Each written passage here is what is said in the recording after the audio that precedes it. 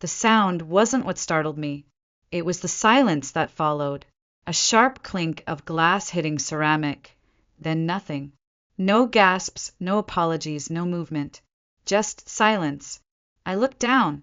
A splash of amber had bled across the bodice of my white dress, soaking into the delicate lace like a stain that would never wash out.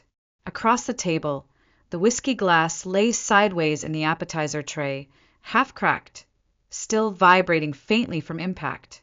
My brother-in-law, Travis, stood there, face flushed, hands clenched, his eyes burning, not with regret, but with something closer to satisfaction. I didn't say a word. I didn't even blink. I just sat there, holding the same wine glass I'd raised a few seconds earlier in a toast to our future. Around us, the clatter of silverware faded.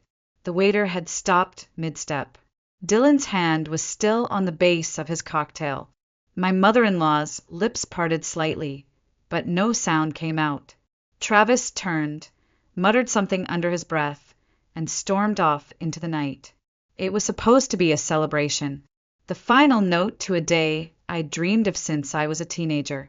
A soft-lit dinner, laughter echoing across the table, wine and warmth shared between two newly joined families. Instead, it ended with a shattered glass, a stained dress, and a gaping hole of tension no one dared step into. And the worst part wasn't the mess, or the silence, or even the stain. It was the realization that no one followed him. No one said anything. No one stood up and said, "This is not okay." Not even my husband. As I sat there, wine drying on my chest, the weight of that silence felt heavier than the glass ever could. It wrapped around me like a second skin, whispering truths I didn't want to hear. This wasn't just an accident. It was a message, a warning. And deep down, I knew this night would haunt me far longer than the wedding photos ever would. I met Travis the same night Dylan introduced me to his parents. We were still just dating then, 8 months in, giddy and nervous, that stage where you overthink everything from your handshake to your laughter. Dylan assured me it would go great. "My family's chill," he said. "Travis might be a little much, but you'll see he's harmless." We arrived 15 minutes early. Travis showed up nearly an hour late. He walked into the restaurant with no apology, sunglasses still on despite it being nearly 8 p.m., and the faint scent of alcohol trailing behind him like cologne. His shirt was wrinkled, one button undone too many, and he had this smug grin that made me feel instantly small. "So this is the girl who finally tamed my little brother," he said, like I was a dare someone had one. Dylan chuckled. His mom smiled nervously. His dad avoided eye contact altogether. I tried to give Travis the benefit of the doubt. Maybe he had a rough day. Maybe this was just his way of joking. But the way he talked over people, the way he casually dropped stories about getting fired, again because his boss was a control freak, the way he bragged about quitting his last job without notice because he didn't vibe with the culture. It wasn't charming. It wasn't quirky. It was unsettling. After he left, I turned to Dylan. "Is he always like that?" I asked cautiously. "He's just going through a phase," Dylan said, brushing it off. "He's been trying to figure himself out since the pandemic. You know how it is."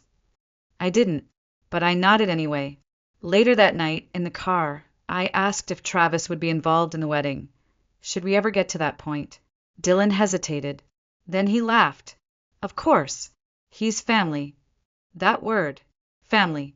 I'm not sure I understood its weight back then, or the quiet warning it carried.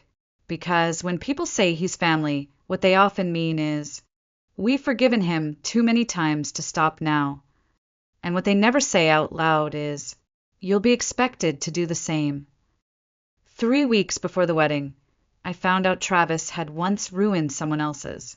It wasn't in a dramatic retelling, no confessions, no family lore. I overheard it accidentally during a coffee run with Dylan's cousin Anna.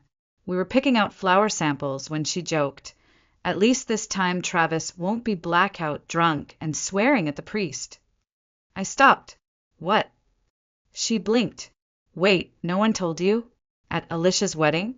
He got so wasted during the rehearsal dinner, he picked a fight with the groom's dad and tried to sing karaoke in the middle of the vows. They had to crop him out of every photo. Honestly, I thought he wouldn't even be invited to yours. My stomach dropped.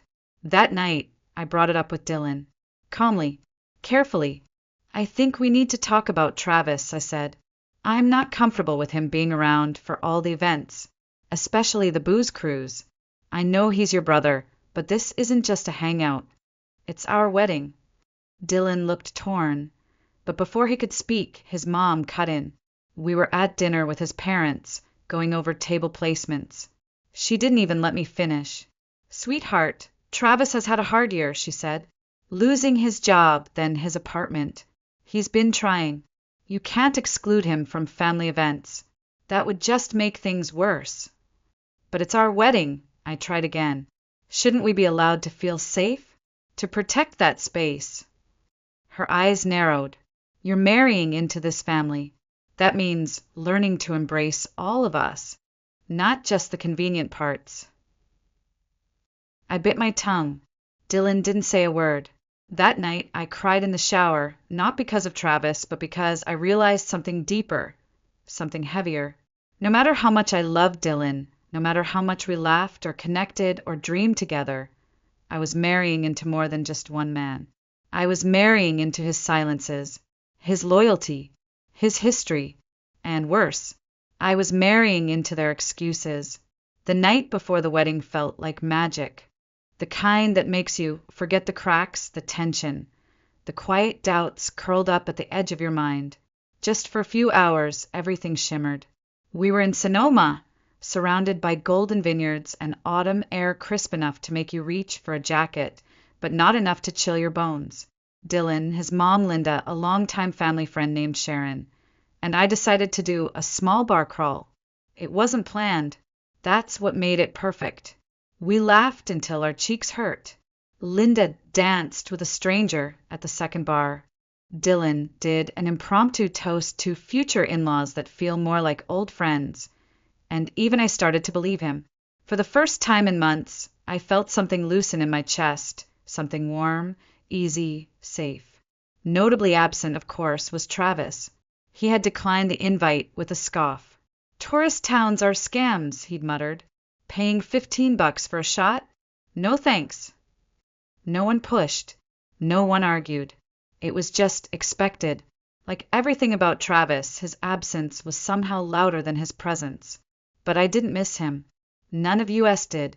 When we stumbled back to the hotel, just past midnight, shoes in hand, arms looped around each other like we were kids at summer camp, I let myself imagine it. That maybe this family, flawed and complicated, still had space for joy, still had a version of us that didn't require walking on eggshells. I took a photo that night. Linda's lipstick was smudged from laughing too hard, Dylan's tie was around his head, and I was in the middle, beaming.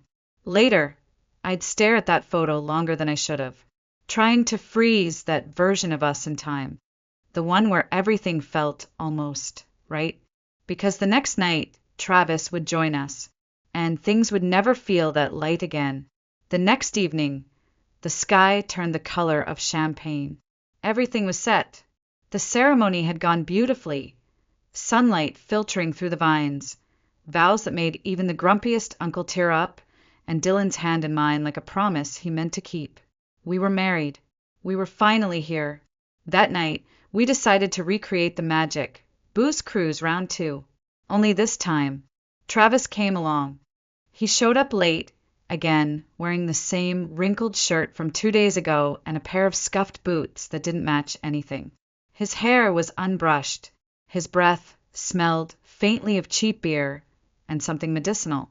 But he smiled like he belonged. Dylan, ever the bridge builder, clapped him on the back and said, "Glad you made it, man." I tried to smile too. Tried to be gracious, tried to believe that maybe, this wouldn't be a mistake. We boarded the boat. It was smaller than the night before, more intimate. The sun dipped below the hills as glasses clinked and conversations hummed low and happy. But Travis didn't blend. He drank fast, aggressively. His first drink was on Dylan's tab. So was the second. Then the third. I leaned over to Dylan. Did he bring any money? I whispered. Dylan looked uncomfortable. Mom gave him some cash, I think. But yeah, he might be charging a bit. The group started slowing down after the second round. Sharon opted for soda water. Linda switched to white wine. Dylan and I ordered sparkling cider, laughing about wanting to remember our wedding night. But Travis grew restless, antsy, like someone had turned down the volume on his chaos, and he didn't know how to sit in the quiet. You guys seriously tapping out already? He scoffed. Come on, it's a celebration. We've been celebrating all day, I said as kindly as I could. Travis rolled his eyes. What? Now we're too mature to party. It wasn't what he said. It was how he said it, with bitterness, like our happiness was a personal insult. That's when I noticed something in his expression, not boredom, not even jealousy. It was resentment, the kind that simmers beneath years of failure and finally finds a target it can punch upward at. Me. And I realized too late that this night wouldn't end in laughter. The restaurant was beautiful. White tablecloths, soft lighting, the kind of place where every clink of a spoon feels intentional. We had a private corner, just the six of us. It should have been the calm after the storm, the final toast to a perfect day. I should have known better. We ordered waters to start. A server brought a small basket of warm bread, and we passed it around as if nothing had gone wrong on the boat. Dylan and I shared a look. We're almost there, it said. Just get through dinner. Travis was unusually quiet until the drink orders came around. I asked for a glass of Pinot Noir. Dylan got a cocktail. Sharon went for herbal tea. Linda declined alcohol altogether. Then Travis leaned back in his chair and said, loud enough for the next table to hear, I'll take a Jack and a beer. Separate glasses. There was a pause. Not long enough for protest. Just long enough for discomfort. The drinks arrived. We chatted about the ceremony. Dylan complimented the florist. Linda made a joke about tripping in heels. For a moment, it felt almost normal. Then Dylan picked up a paper straw wrapper, rolled it tightly, and flicked it across the table, landing it right in Travis's lap. Travis narrowed his eyes. Dylan laughed. Just returning the favor from last Christmas. Travis smirked, reached for his own straw, and flicked one back. Harmless. Then Dylan, grinning, flicked another. It hit Travis square in the chest. Soft. Silly. The kind of stupid thing brothers do. But Travis didn't laugh. He stood up slowly, lifted the glass of Jack, and said through clenched teeth, If I can't get you back, then don't fucking shoot me with a straw wrapper. And then he threw it. Hard.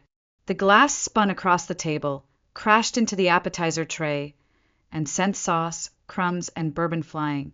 A spray of amber hit my dress, dark and sudden, right across the lace. My heart stopped. No one moved. The restaurant went still. Travis stormed out, shoving past the waiter on his way. And there I was in a $1,000 gown, wearing whiskey and marinara sauce on my chest, wondering what hurt more, the sting of the liquid, or the way no one chased after him. Not Dylan. Not Linda. Not anyone. No one said that was wrong. They just sat there, like it had happened before, like they were waiting for someone else to clean up the mess. The next morning, I woke to the smell of burnt coffee and the tight ache of silence. Dylan had already left the room. The empty side of the bed was still warm, like he'd gotten up not long before. I sat up slowly, the events of the night before clinging to me like smoke. I hadn't cried. Not yet. The tears were there, suspended just behind my eyes, waiting for a crack. I checked my phone. A message from Dylan, downstairs with Mom. She wants to talk.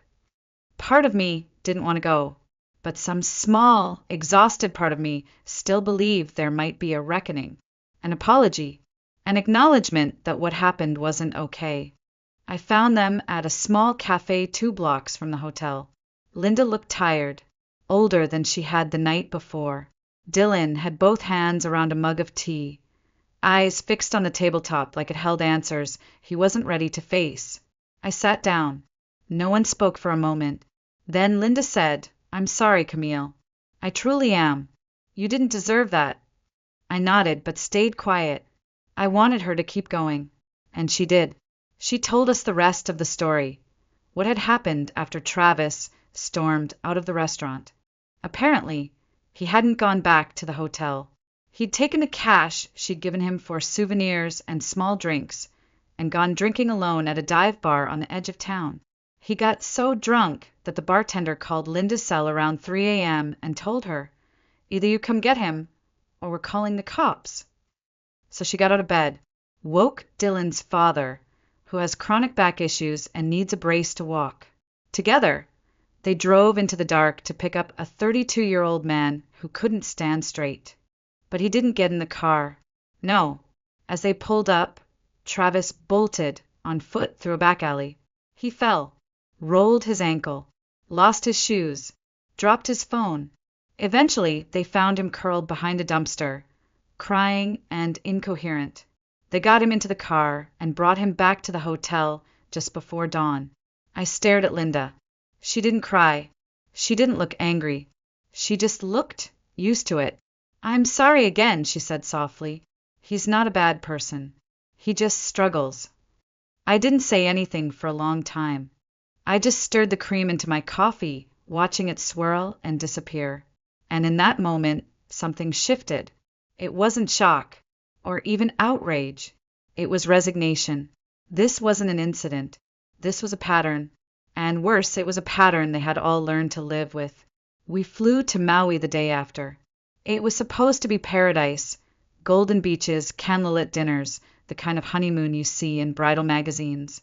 But the truth is, I don't remember much of it. I remember the hotel was beautiful. I remember the waves made a soft, steady sound like a breath, trying to soothe me. I remember Dylan holding my hand on the balcony the first night and saying, "I'm sorry for what happened. I really am."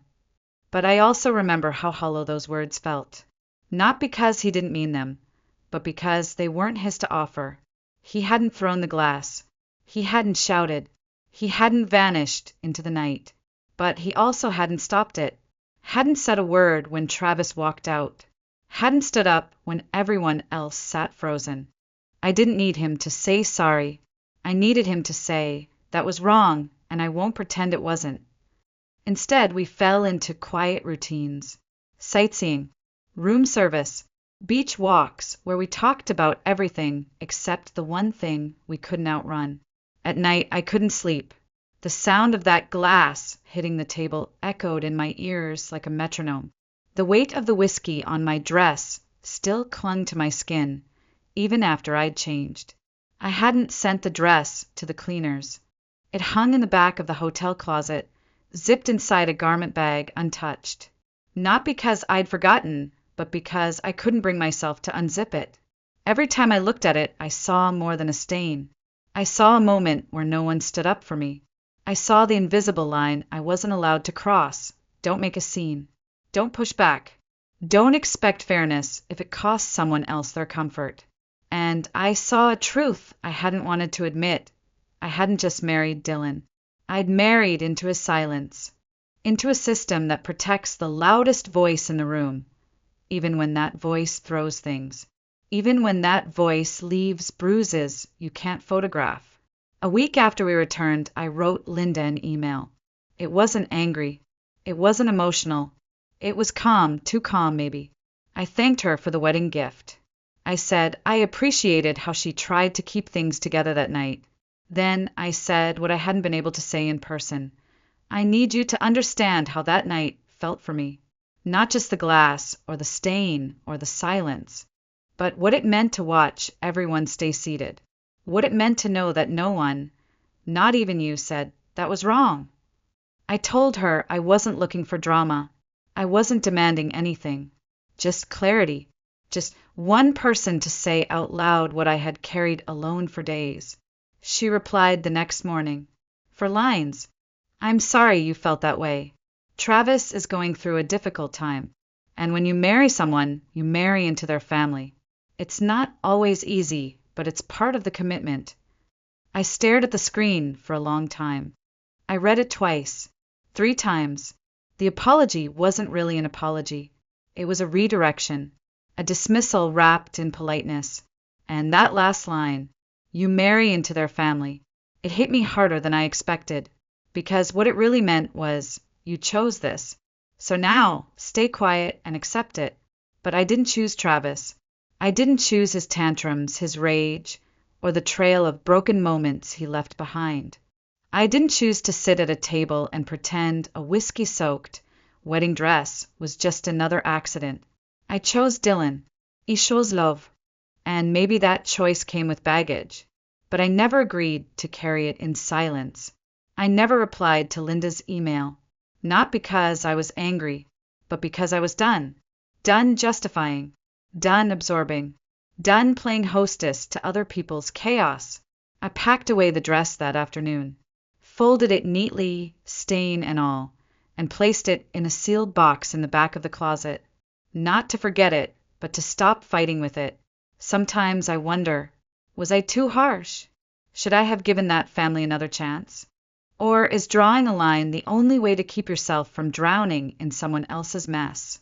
Tell me if it were you. Would you have stayed quiet? Or would you have walked away too?